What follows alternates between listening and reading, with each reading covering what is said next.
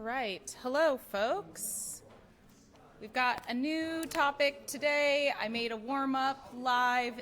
It is building off of the analogy that we started with warm-up on Monday. We are still pretending that we're building like the world's most efficient restaurant kitchen. So if Monday was all about how do we get the resources to the chef, if Monday was all about how do we find all the produce and get it as close to the chef as possible, today we're talking about how do we make sure that that singular kitchen can produce as many different dishes as quickly as possible. So I added an upvote. Go ahead and think about it. Like, what are the different ways that you might be able to speed up the act of cooking within the kitchen? And I will check back in like a minute when I put this microphone on.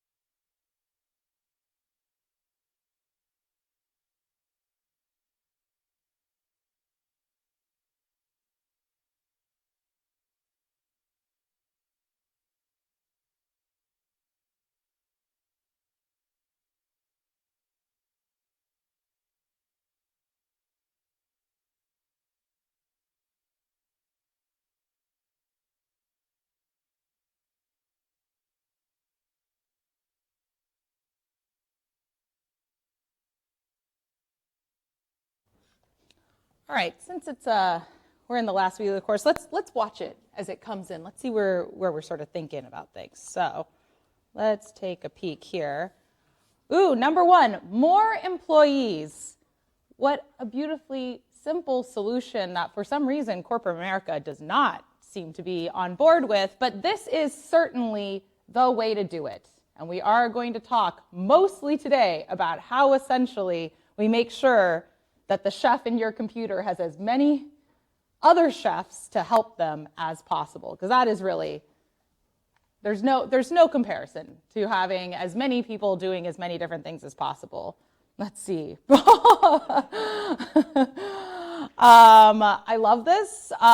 This, I'm actually going to say, is essentially the same as just increasing the clock timer, maybe in your computer. Maybe that's the analogy there. It's like, you're still doing the same number of things, but what if you do them way more quickly and way more intensely? Ooh, look at this. Start on one task while another task is happening.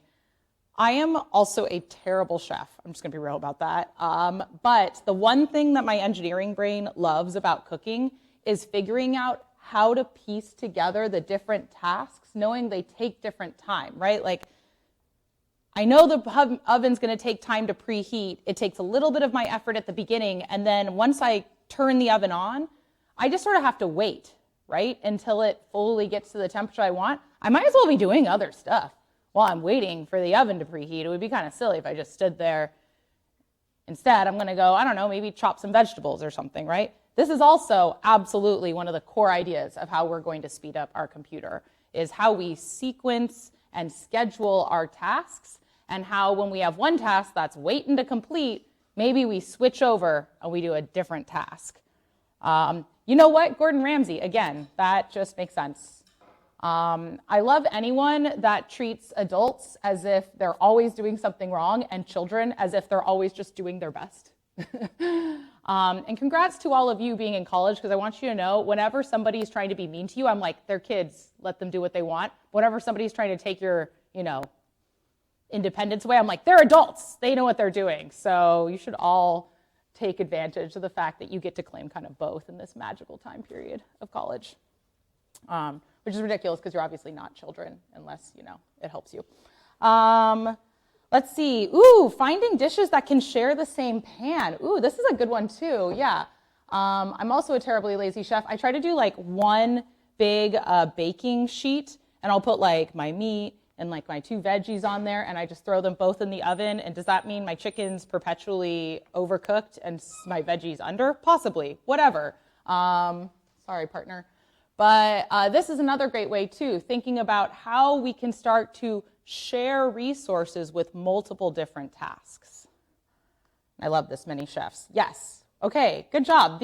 All of these things have a lot of parallels into what we're going to talk about in the computer today. Activate. Okay, great. Hopefully you noticed that the final exam grades have been released if you took the standard final. So we did it a little bit faster. I think I told you I was going to release grades today. We released them yesterday. That's so that our TAs have a little bit more time to grade your resubs during finals week. So since we released the grades yesterday and opened the resub assignment yesterday, the resub assignment is going to be due the Tuesday of finals week. Yes? Yes. Great. Oh, regrades on what?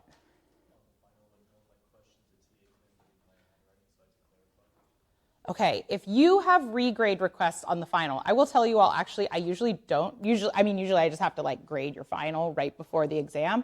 If you have a regrade request for the final, send an email to the CSE 373-instructors. I will look at it. I'll also tell y'all, if you think, you had some very severely misgraded thing, of course I want to give you your points back. Part of the reason I usually don't do regrades on the final, which is usually taken during finals week, is because I've never seen a regrade request change somebody's GPA. But you might be the exception to my rule, and I will happily change your grade. So if you see something that you think is dramatically wrong with the way that your final was graded, send an email to CSE 373-instructors, or feel free to make an ed post, and we'll kind of handle them that way. If you took the makeup final, obviously those folks took them a little later than the other final. It's a different exam. So those grades are going to probably release a little later today, and then your resub will be due a week from when we release that.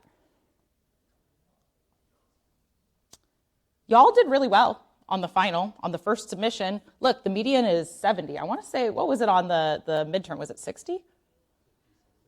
It was 53. Look at that. Incredible. I hope also that was a mutual growth, and hopefully our questions were easier to understand. And look at all of you doing so well. Congratulations. That's really great. I hope that means that after the resubs, we might end up with a median that's somewhere like, yes, I'm so glad you came for it. Yes. Happy when things find their owners. Okay. Any questions about the final exam at this time? Just FYI, so we have, it's Wednesday, so we have only a few more days of office hours. Now, the TAs are always trying their absolute most sincere hardest to answer all of your questions, but as you can imagine, we kind of divide and conquered how to grade the exam, not unlike that TA grading question from the midterm. So not every TA graded every single question, and so we found there can be a little bit of confusion if the TAs are talking to you in office hours. So if you have any questions about how your final was graded, you have any questions about the resubmission assignment, we are only going to be answering those questions on ed. Just makes it easier for us to make sure that the right human answers the question with the right amount of context, if that makes sense. And also, like the midterm, we're not going to directly answer questions for you. If you're like, how do I get full credit on the resub? We can't answer that question. But if you're like, hey, I'm just trying to figure out how heaps work. Let's talk about heaps conceptually. We would love to talk about that question. So just when you're looking at your final and you're thinking about the things you did wrong, you can't ask us direct questions like, how do I get full credit? Or what do I need to change about this answer to do better? That kind of stuff. But you are welcome to ask us conceptual questions. You're welcome to ask us clarifying questions about how you were graded. We may or may not answer them. Also, make sure that you look at those common mistakes document. Those were literally written as the TAs were grading things. They were written to help you get full credit on the resub. I think those things. I should have put this on the slide, but just so you know, your late days, if you have any late days remaining, you can use them on the P4. but you cannot use them on the final resub. Like, I need those things back ASAP so that the TAs can grade them. Also, you don't get anything for having your late points, late days stored up. They just kind of evaporate at the end of the quarter. Yeah, question? Midterm regrades are still in process. As you can imagine, the TAs are just kind of doing everything. We are going to have a big old grading party on the Thursday of finals week where we grade absolutely everything. So everything will eventually get addressed. I'm sorry if you're waiting on stuff. I know some people are waiting on me. I'm such a bottleneck, and I apologize for that. But I promise, if you have something out, we are still thinking about it. If you are at any point like, oh no, I'm concerned, if you've forgotten me, you can always send an email ping, because I treat my emails like to-dos. So I will never be offended if you're like, hey, Casey, we talked about this, want to bring it up to your top of your inbox, you're welcome to do that. But yes, just so you know, we're not ignoring you. We just haven't gotten around to quite everything yet. We're sort of focusing on getting your final grades out as fast as possible. Yeah. So our goal is next Thursday to have everything in Canvas fully sort of figured out. You know, if you have a unique situation, I sort of asked my TAs to have them done around that time. So, you know, if you're still not seeing what you're looking for, feel free to send me an email Friday type of thing.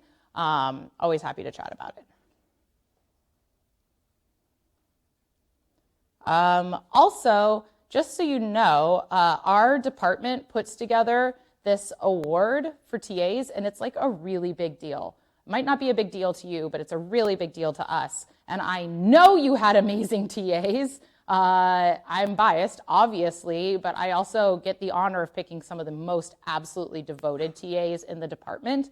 And if you had somebody that maybe went a little above and beyond or helped you out in a moment of stress, you can follow this link and just tell us a little bit about that interaction. And it actually really does mean a lot to help make sure that we recognize our TAs for their wonderful work that they do. It's called the Bob Bandis. It's a memorial award, but I just want to call that out. If you had a really great TA, please feel free to let us know that. Also, I know I haven't officially posted these slides to the website. I'm not gonna lie, I was just working on them. But there's the question thread with the link, and I will post them after lecture today. Any other administrative questions at this time? Yes, please.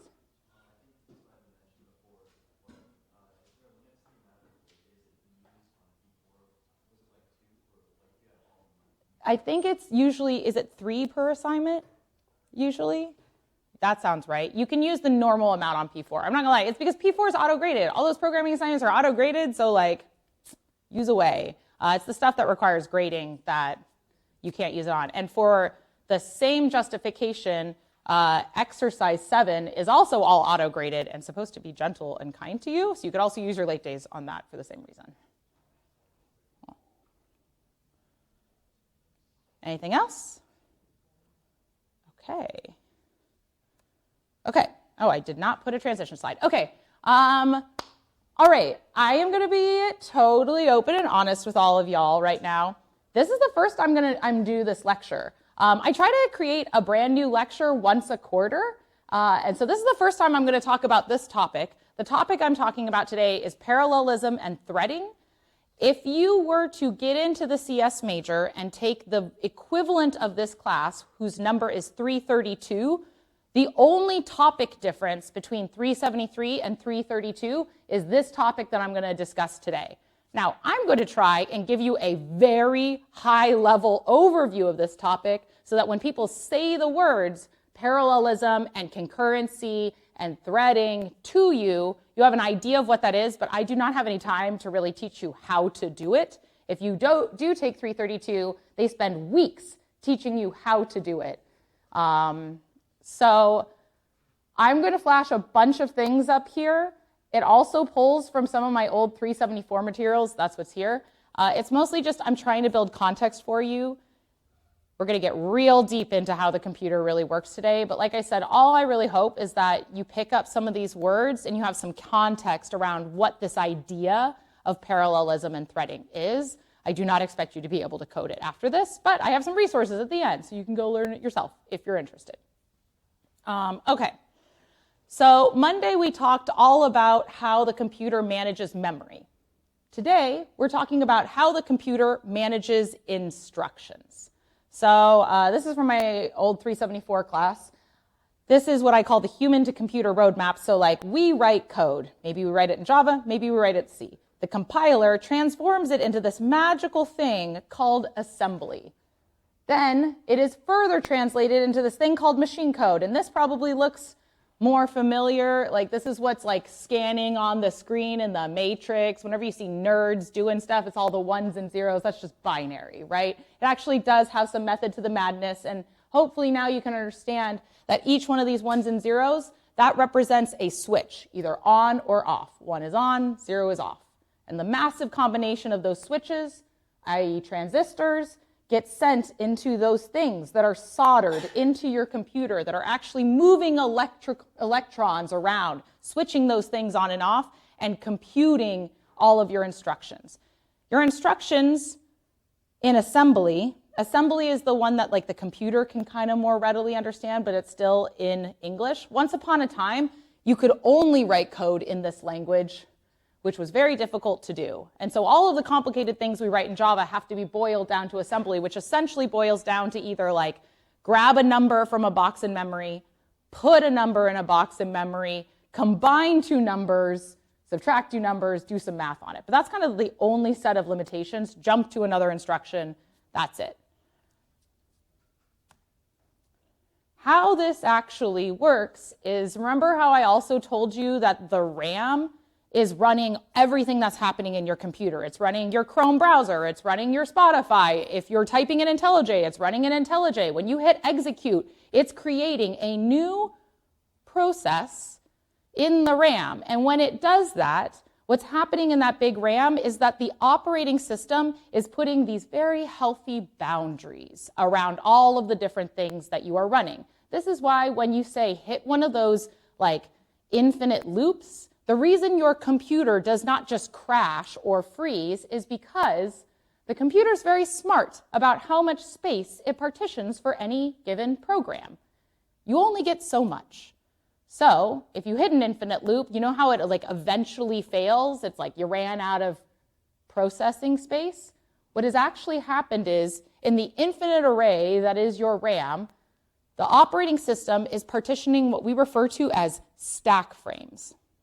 And within that stack frame, it's like all the memory your particular program gets to use for its execution. And in that space of memory, there's space for the global variables, for the local variables, for the instructions, all that kind of good stuff. And each of those individual stack frames get their own amount of space.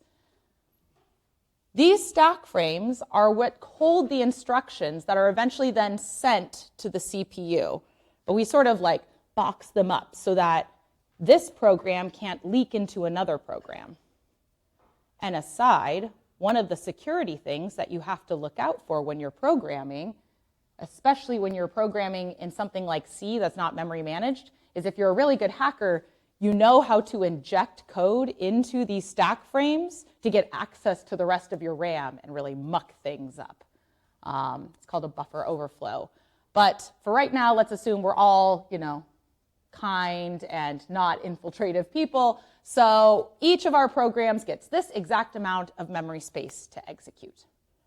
In our chef analogy, maybe each of these frames is like one particular cooking station. It's got some amount of space, it's got some amount of action, somebody's there for a certain period of time, and then when that time is done, everything's cleaned up and wiped away and all that sort of stuff.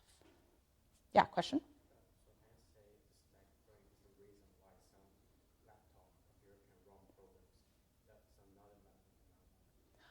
So why can some computers run some programs that others can't? So there's actually a lot of reasons that that could happen. And I'm going to talk about some more pieces, and then let's see if I can show you some of the different ways in which computers will vary and why some things will run and some others won't. But we have each of these stack frames. So you will have multiple stack frames that are sitting on top of each other within the RAM. In an individual stack frame, it's literally, and I'm sorry, these are my slides from 374, so this is C code, not Java code, but the same ideas apply, where within that space that we have partitioned for any individual process, we have instructions, we have the static data, we've got something called the heap, not like the data structure heap. It's its own thing. It's structured like a heap. That's why it's called that. And the heap is the amount of space that your program gets to partition for objects. If you are writing this in C, every time you call malloc. If you are writing it in Java, every time you call new, it goes into this sort of space that it's set aside and starts to take up that space. And it grows by adding things on top of the heap. The heap's kind of like a, growing in height type of thing, right? We also have this thing called a stack within the stack frame. And the stack is growing down towards the heap in this empty space, and the stack is all of the local variables. You know how like when you finish a method, all of the variables within that method are no longer accessible? The scope to a variable is always contained within a singular method.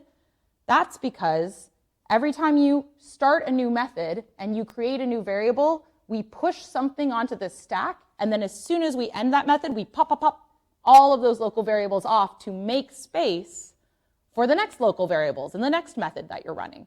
And so the variables that you use and the objects that you use are constantly growing and changing within that boundary of the allowed amount of memory that a single process is running. When you create too many variables or partition too many objects and they hit in the middle, that's when you run out of memory for your process and you get one of those angry red errors that says like stopped. Things like that. So that's the background. I don't expect you to understand all of that stuff, but what the heck then is this thing called a thread? So we can think of a thread as a singular sequence of tasks. You can kind of think of a thread as like an employee in a company, or like our first reference, the top vote on our warm-up, another chef in the kitchen. It's an entity that you can task a sequence of instructions to.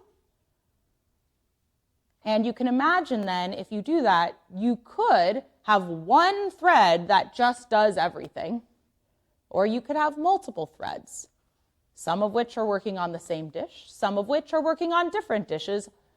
And the thing is that the threads all have to kind of function within their own stack. And how you decide to create and organize these threads gives you different access to different resources and different amounts of space in the RAM. A process, that's the combination of all the related threads working together. So if a thread is an employee, the process is the company. If a thread is a chef, the process is the entire kitchen working together to accomplish one sort of thing. We have been doing what is referred to as sequential programming, where for every process, every single one of those little stack frames we spin up, when we write code, there's one thread. In our kitchen analogy, it's like if an order comes in for a dish, you give it to one chef, they do the entire thing from start to finish with maybe like one oven or something like that.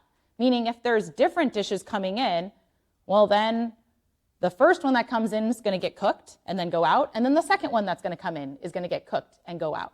But like we were sort of talking about in the beginning again with our analogy, there's probably tasks in there where it doesn't take as much effort from the chef and they're just kind of standing around waiting. So can we be clever and instead create multi-threaded processes where we separate those instructions into multiple threads that then can do multiple things either at different times or do multiple things at the same time? Threads each have their own dedicated resources on the RAM. So I think okay, I'll get to it in a couple slides. So each of those stack frames, the threads are going to share some of those things, but by making a new thread, we're actually going to give ourselves a little bit more space on the RAM to run different instructions. So multi-threading is really powerful, but also with great power comes great responsibility, because we're actively asking the computer to give us more space in the RAM in order to execute what we're trying to do.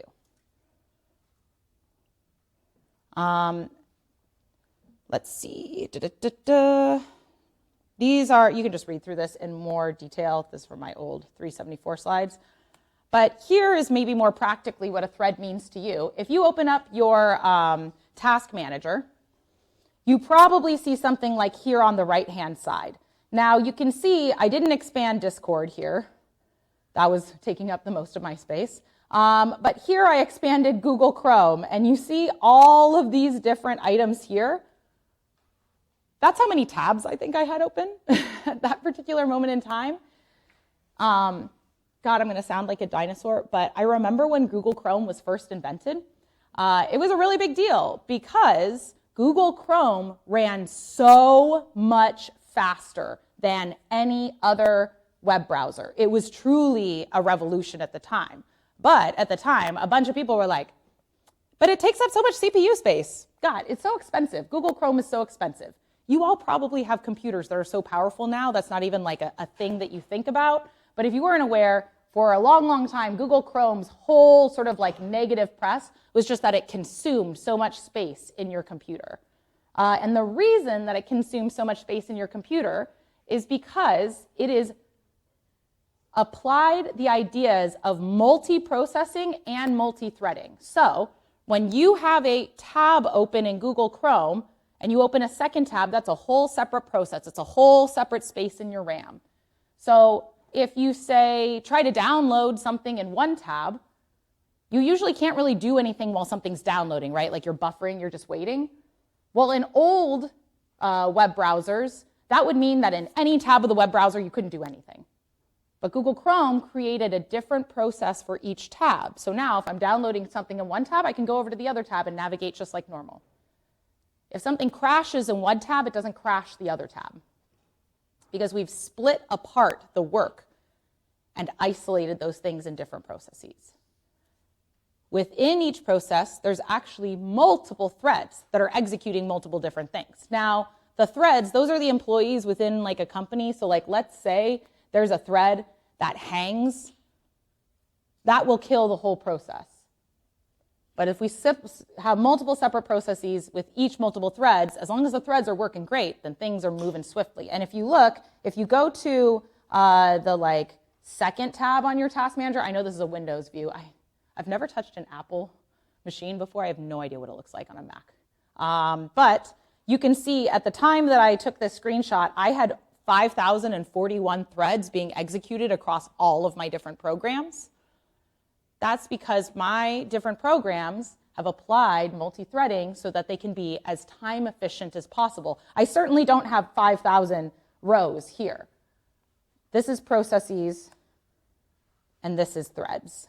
And we're just thinking about how we split up the different amounts of work that each process is doing. Yeah, question?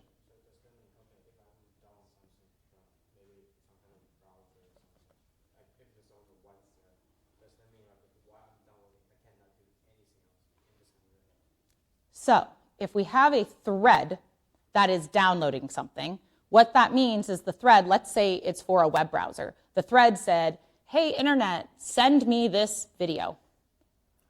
I have to stand there and wait until that video comes back. But what waiting means is isolated to the process. So if I open up a different tab that's a different process, now I can do stuff there. But a good follow-up question I'm going to assume is in your brain is, well, what about within a singular process? Do we still have to just stand there and wait for every single thread to come back to us? Couldn't we be doing something while the oven is preheating within that process? Yes, that's where we're headed, if you can't tell. Any other questions at this point? Yeah. How are processes different from threads? So a process has many threads. It could have one thread. That's a really inefficient way, but that is how we have been programming. So far, we've been programming for every process, there's one thread that just does absolutely everything sequentially. Now we're going to start talking about how you can design programs where within a single process you can have multi-threads. There is a picture, great. So a process takes up its space in RAM, and we saw the stack frame of when there was just one thread, one process. But we could have multiple threads within a single process. It means we get a little more RAM space, but we still have to share some resources. We still have to share the heap space, And we still have to share any memory. So like if we have a file that we're referencing or something like that, and we've got multiple, threads working on it, there is a time where two threads might try to access the same memory. You could kind of think of this as maybe per process, there's like one refrigerator. And you could have multiple chefs running in and out, but there might be a time when two chefs try to grab the same thing from the refrigerator. So we have to be very intelligent about how we schedule when we access our shared resources. We've now added employees so we can take up more space, we can do more things, but there are some things we still have to be very intelligent about how we schedule. So this is just a real, you can read this. This is a detailed run through of essentially what we have been doing in all of your CS classes up until this point, which is sequential programming. One task is processed at a time. It all exists in a singular thread. And when you do it this way, when you look at the actual pie chart of usage, the CPU ends up being idle the vast majority of the time. I kind of think of sequential programming as you're like a singular chef and you're standing in front of your hot plate or whatever. Please tell me it's not a hot plate. I don't know, your boiler, whatever. And remember all that time I told you about having to go to the store and what if you had to go all the way out to the disk and plant a seed and wait for the apple to grow and then pick it and then take it back? Anytime the CPU is waiting for their data is wasted time. And so if you are doing sequential programming, it turns out that your CPU actually spends most of its time just waiting for things to be retrieved from elsewhere in the computer. So our intuition is, can we speed that up? Now, you could say, well, what if we just, had separate devices? What if we had multiple chefs in front of multiple different burners, and then we were doing multiple things all at the same time? That requires hardware. Your hardware has to be able to have multiple CPUs. And in 1998 at Stanford, they invented something that can do that. That is why I am sure all of your devices right now have what we would call a multi-core processor. In fact, once upon a time, you could only have physical cores. Now there's even digital cores. And I looked up this device in particular. My device, did I put it on here? Maybe on the next slide. My device is a 13th gen Intel Core TM i7 with 2.2 gigahertz. It has 4 physical cores, 12 virtual cores. So it's even figured out how to partition my little chef's kitchen into as many chefs as we can physically do.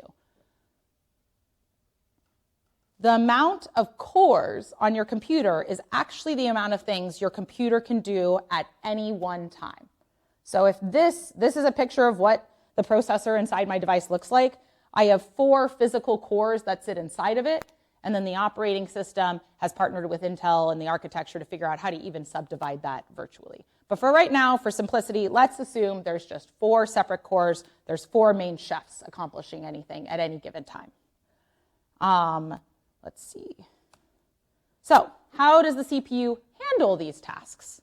So sequential is we just have one thread. It can talk to one processor at a time. Everything goes through that same thread, one thing after the other. I kind of think of sequential as like a one-lane highway. All the traffic goes down one lane. If something's slow, we all get stuck behind it, right? Now, parallelism is the idea that you have multiple cores in your computer, and we can create multiple threads that run instructions across multiple resources. So now we could be doing 2 things at once. Let's say I have 2 processes that each take 1 second each. In sequential programming, it would take me 2 seconds, one right after the other to finish that. But in parallelism, if I was really good at it, I could maybe get that done in 1 second because I would be running the 2 processes on 2 different cores. This is slightly different than another concept called concurrency. And concurrency is the idea that you are using multiple threads, but they're sharing a singular resource. And so that's the idea of, hey, once I get to a task where the CPU is doing a lot of waiting, start up another thread and tell it to go do something else. So maybe one of my tasks is preheat the oven. Wait, the CPU is not doing anything. While that CPU is doing something, turn over and start chopping veggies. So the sequential, one chef in the whole kitchen. Parallelism, multiple chefs doing multiple dishes. And concurrency, maybe we have that one chef, but we've got multiple people helping them out do something all at the same time. Questions on this distinction? If you take nothing else away from this lecture, these are probably the most important words. These are the ones that are going to come up the most often. Not everything has to fall into these buckets, and guess what? You can apply concurrency to parallelism. You could actually be doing multiple things within a processor while you're doing multiple things across multiple processors, which is pretty wild. We're not going to get into that, as you can imagine, but you can combine those two ideas to even speed things up more. Yeah.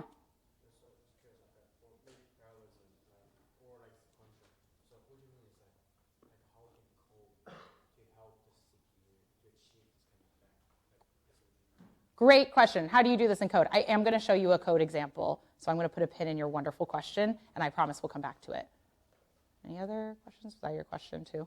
The one thing too, coming back to that, that mention in the warm-up about like, what if we just bake everything at a much higher speed or a much higher temperature?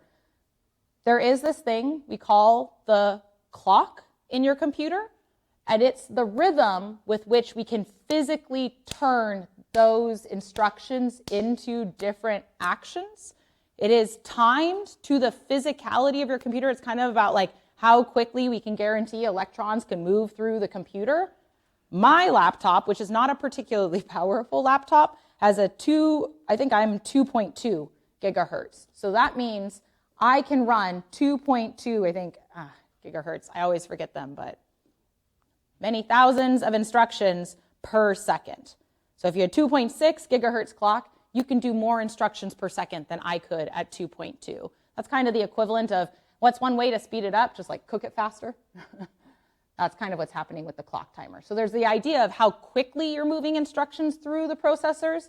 There's the idea of how many cores within your processor, and there's the idea of how you split tasks across those processors. All of those things together can combine to speed up your programs. Yeah. Mm.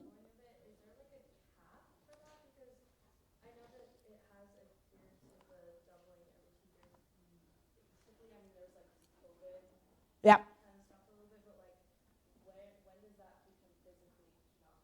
So, you know what's funny is every time I talk about Moore's Law, I Google it. So if you're not familiar, Moore's Law, it was actually just a statement by a guy named Moore back in, I think, 1965, where he was like, I think transistor density is going to double on chips every 2 years. He said that in the 60s because back in like the 40s, the transistor was that vacuum tube, and you can only build a vacuum tube with a physical thing that moves up and down so small. But a transistor is essentially microscopic. It's about electrons, right? And so we have just gotten better and better and better at semiconductor fabrication, where we can pack more and more and more of those little off and on switches on any individual chip. And the more that we pack on any individual chip and the faster we make that clock speed, the more things we can spin up. So in our cooking analogy, maybe this is like we're improving the speed at which we can apply heat in our oven in this dramatic way. The most recent quote I could find was, as of 2022, there's kind of two big chip manufacturers, right? NVIDIA and Intel. Those are the two most sort of popular. NVIDIA CEO in 2022 said that Moore's Law is dead. He's like, we've done it. This is the most that we can do. From here on out, we are not going to double at the same speed in that way. But the Intel CEO disagreed and said, yes, we can still do it. So maybe Intel knows something that we don't. I think it's more likely that we're at the end of Moore's law. That's how most people feel. But you know what? Capitalism constantly pushes forward, so who knows? Okay, we've got our cores. Great. Okay. So concurrency, if parallelism is running multiple things on multiple cores, concurrency is recognizing that we can split up our tasks, start our threads pause our threads and run off and do something different and schedule how those things all recombine at the end within a singular core. It's kind of like having multiple workers. So the most common use case is when we say I/O, that means input, output. That's the act of going out to get some data. So if you go out to get some data and you're going to be gone for a really long time, or you ask the internet to send you something, it's going to be a really long download, then in concurrency, you could say, okay, thread, wait until that happens. And while you're waiting on that, I'm going to run off and do something else with this processor. So the processor's not just sitting there idle while it's waiting. Taking it back to those stack frames, you can add multi-threads where essentially what we do is we subdivide the stack, because the reality is that we sort of have this set stack size. And so sometimes the stack can be mostly empty. And so if we can instead split the stack into multiple threads, that's how we actually partition these resources. Okay. So sequential execution, we've got one call stack accessing all these things. Now we've got multiple call stacks. They're all sharing these things, but at least they're all executing in different ways. Let's talk about an actual example. So what if I told you my goal was just to find the sum of an array? In our existing experiences, our sequential approach would just be start at index 0 and sum every value one by one until we get to the end of the array. Sequential, right? A parallel approach, what if we used 4 separate processors and we sent each processor a quarter of the array to sum up? We let them do those summations, and then we bring it all back together and then sum those 4 answers. So we're literally dividing and conquering by sharing different portions of the array to be computed by different processors.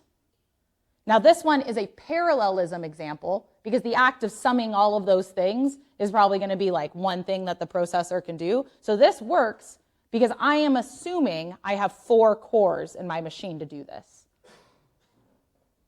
In our chef example, maybe it's we have 4 different things on the plate and we go get 4 different ovens and they're all baking at the same time or something. And then we bring them back together. Okay, this is pseudocode. It's a little bit more complicated, as you can imagine. But in order to create a thread, we have to create an entity in code that is sort of self-kept. So it is very common that you make, say, an object, and in that object you have the actions that you need that thread to do, and then the object will have its own methods that are triggered from the running program that tell it when to start up its processes.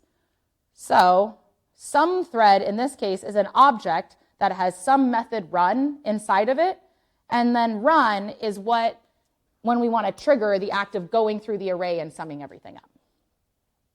So we make this object sum thread. We start a for loop that's going to iterate 4 times. We pass into our sort of sum thread and our helper methods 1/4 of the array, and then we literally hit start. It's a method called start. It says spin up a new thread. I'm obviously obfuscating some of the code here, but it's literally go worker, go do your task.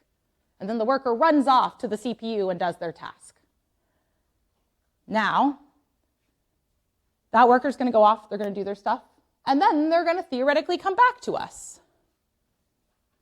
It would be so convenient if they all came back in such a predictable amount of time that I could just assume that all the answers are where I need them to be by the time I want to sum them. But as it turns out, there's actually a lot of complexity in the timing of when that worker ran off to do things. Maybe they got interrupted in the way. Maybe when they got to the refrigerator, somebody was already in there. Who knows what's happening? So after we hit start, before we want to use the results of any of those threads, we have to kind of gather them back together. And so there's a few different techniques, but I'm just showing you join right now that says, okay, you ran off, you did all of your work threads, now come back together into a single thread when all of you have completed your tasks, and don't start assuming I can use the work they're returning to me until after they have rejoined. So start sends them all off, join, make sure that I wait until they actually accomplish their task before I start using what I'm expecting for them to return to me. This is kind of just like the core of it. You define what your thread is, you tell it when to start, and you indicate when you need it to like finish and join back together before you use those pieces. Any questions on this? Yeah. Do you need to define a join? You don't care about what order your processes finish, and you just want to combine them. Do you need a res.join? Oh, do you have to join all the time? It does certainly depend on your situation, but you definitely need a demarcation of like thread. I'm waiting until you're done with what you're doing before I use anything that I'm asking of you to return to me. So in this case, since we have 4 doing 4 things all at the same time, and we need all those things to come together to sum them, the join is joining multiple threads. But there's similar, ideas of like, okay, like this thread was running off and doing something totally independent of the other threads, but I either need to wait or stop or end it or whatever in some way before I use what I'm asking of it to return to me. So you still have to essentially manage the idea of when they start doing their work and when you're marking when they need to be done with their work. Some issues that make this delightfully complicated. So one, in my example there, I just assumed I had 4 cores, but you can't always assume that. So in actuality, you need to write code that takes in the number of cores as a parameter, and you need to detect that kind of stuff. Also, the operating system is constantly using your cores. It's running your Spotify and your YouTube and whatever else is doing there. So it doesn't mean that the CPU is just waiting around for your program until you're ready to run it. You still have to navigate where your traffic fits in with the rest of the traffic on your computer. And so when you send out, we sent out our 4 workers to sum up our array, one of those cores might have been in use, or something else might have been happening, or something might have happened to slow it down, or where that place in memory for that part of the array was being stored might be a little bit different. I might have to move things around in caches. So we're not guaranteed that any individual thread, even if they're doing the exact same thing as other threads, is going to complete in the exact same amount of time. So that's why this timing becomes really complicated. And then the final thing, which you may have heard of, this is like the big, if collisions are what keep hashing people up at night, race conditions are what keep people up at night when we're talking about multi-threading. A race condition is when you have 2 threads racing to get to the same resource at the same time. They're both reaching for the same head of cabbage in the refrigerator. Who gets there first? What happens? What if you change that thing? And then somebody else gets it. The timing of it gets really weird. And so the race conditions can cause unexpected errors, and that is why you have to be so intentional about how you time these things to protect yourself from race conditions. Great, I did it. Okay. I know that was a very whirlwind tour. If all you take away from that is some of those words and some context in which they sit, I will be very happy. But if you're like, Casey, that's cool and interesting, here's some YouTube videos, and also the chapters of the textbook that they use in 332, if you want to read that. Okay, thanks so much, team. Come back on Friday for P versus NP, the greatest unsolved mystery in computer science. One of the 7 mysteries. I love P versus NP. It is one of them.